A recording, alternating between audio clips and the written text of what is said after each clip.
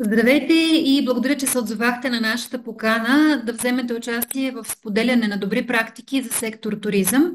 Нашият проект Зелено лидерство за мениджъри от хотелския бизнес има за цел да насърчи и популяризира полезни инициативи, които се случват в хотелите в посока устойчиво развитие. Първо искам да ви поканя да се представите. Здравейте, също и за мен е огромно удоволствие, че мога да участвам в вашият проект. Казвам се Виктор Гетов и съм генерален менеджер на Kings Valley Medical и Spa Hotel, който се намира точно до град Казанлък. Той е новооткрит комплекс, от една година оперираме точно и съм в индустрията в близо 13 години, като основният ми опит е в чужбина. Бил съм в 6 различни държави и с огромно удоволствие също се прибрах в България, за да мога да практикувам любимата ми професия – хотелиерство. И това е вторият проект, в който участвам тук. Благодаря ви. Разкажете ни какви зелени практики прилага вашия хотел. Да, като един така доста комплексен бизнес и индустрия, има няколко направления, в които ние трябва да се фокусираме и трябва да сме наистина осъзнати с избора си на практики, но в нашия хотел конкретно фокусът е разделното събиране на отпадъци, защото ние генерираме страшно много оборотни стоки и е важно всичките тези опаковки, които идват, например, картонените, хартийните опаковки да се обработват по правилен начин, за да могат да се рециклират. Така че ние сме един от единствените бизнеси в областта, дори който се опитва не само да рециклира, но и самият процес до рециклиране да бъде така съкратен и да бъде по-ефективен. Имаме машина за балиране на отпадъци, хартиени опаковки, които ни помагат да сме по-ефективни с пространството си. Също така събираме отделно всички стъклени и пластмасови бутилки, които също се предават за рециклиране. Друго нещо, което сме внедрили, ние използваме така безотходни напитки, които са в алуминиеви кенчета, и това е новото нещо, което искаме също да направим, да събираме разделно и тези опаковки, които вече е факт, и можем да ги предадем също за рециклиране. От пролетта сме започнали инициатива с местната общност и с община Казанлък, където предаваме растителният ни отпадък в компостираща система в района. Така че всичко, което ние генерираме като остатъци или като опаковъчни средства, се опитваме да го внедрим още веднъж в цикълът на икономиката ни. Други практики, които са изключително така, важни за нас, са да използваме максимално местни производители и основните ни продукти, които се използват в храни и напитки, в храненето, да бъдат от местни ферми, максимално локално да бъдат събрани, хем да намалим въглеродният отпечатък с транспортът на тези стоки, но и пък да имаме един хубав очерк на средата, в която сме, и на районът. Както знаете, ние сме Medical и Spa хотел, използваме минералната вода. Това е едно от нещата, които много хора не знаят, че тук има страхотни минерални извори.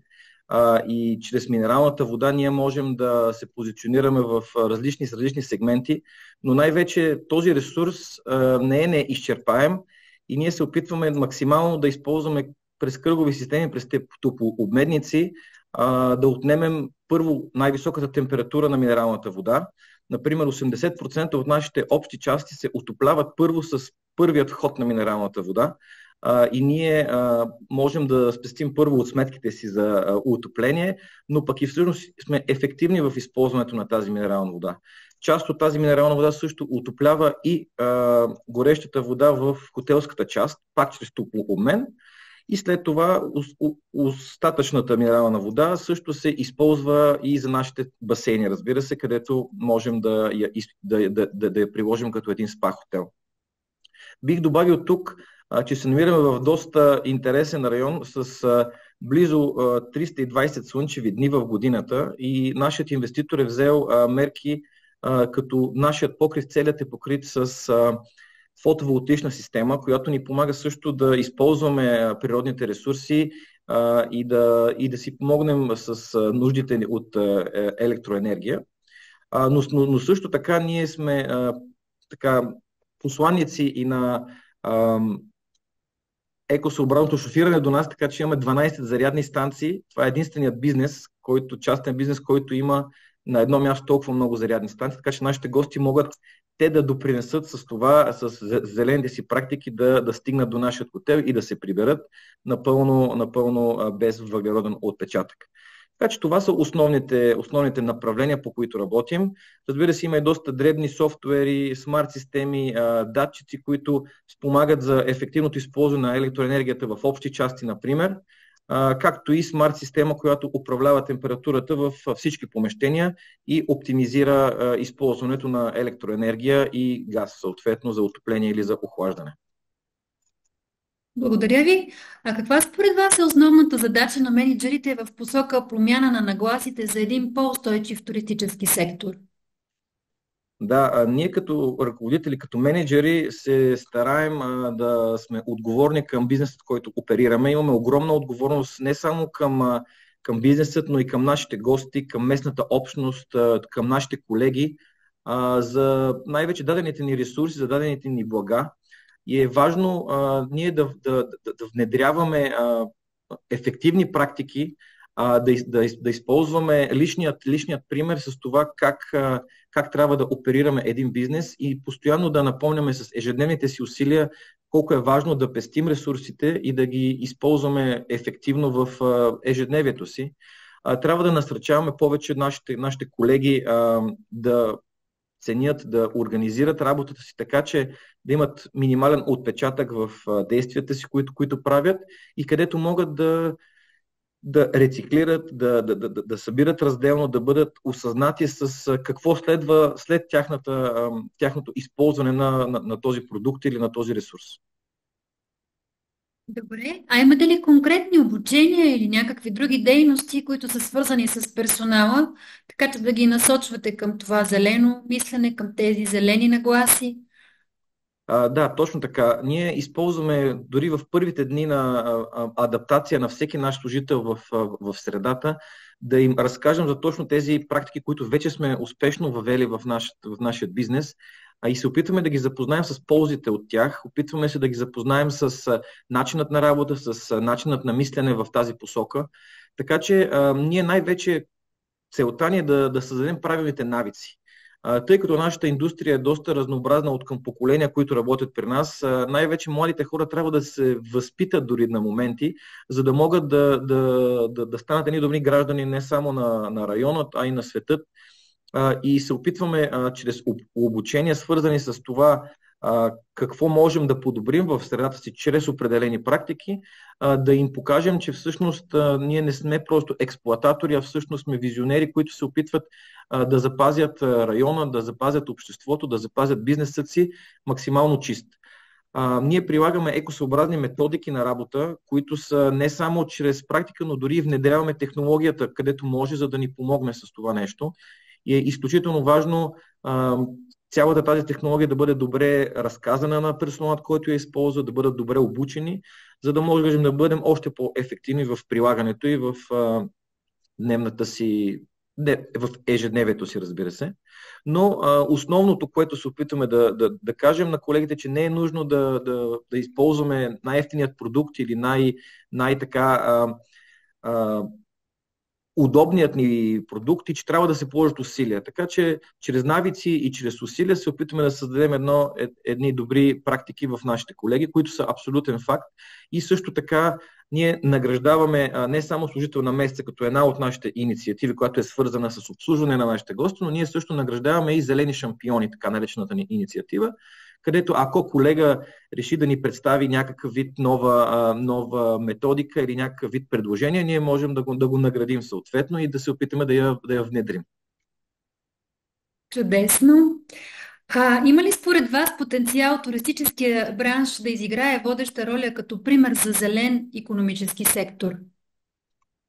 Туристическия сектор, ако гледаме в България част от брутния вътрешен продукт, той е един така със сигурност двуцифрен процент, но пък това е директният му ефект върху БВП. Относно прилежащите индустрии, които са свързани, които всъщност са част от този бранш, той дори стига 35-40% индиректно, разбира се.